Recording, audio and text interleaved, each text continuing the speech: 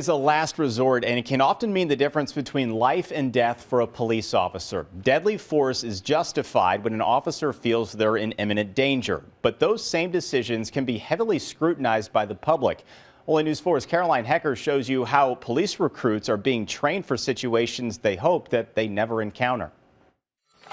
It's a split-second decision that can save their life or yours. The use of deadly force is a last resort for officers, and one that comes with increasing scrutiny. The bottom line is no one knows what they're going to do until they're put in that situation. And even when you're in that situation, you have to rely on training. And,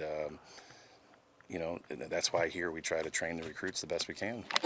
That training, a mix of classroom and range time for these police recruits.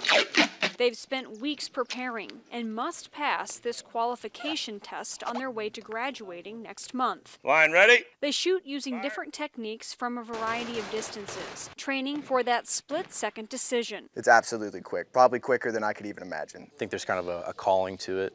Some people are supposed to do this, some people aren't. So definitely feel that this is the right decision for me.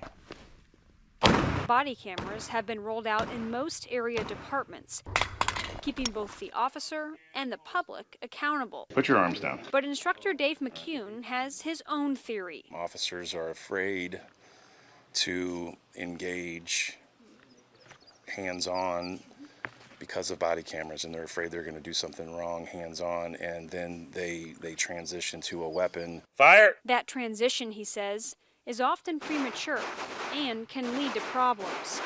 Recruits say despite relying on their training, the fear of public fallout following a shooting can sometimes lead to second guessing. A lot of law enforcement officers are apprehensive to get into that stuff, but I think it also pushes them to do a better job of policing instead of having to go to a deadly force scenario.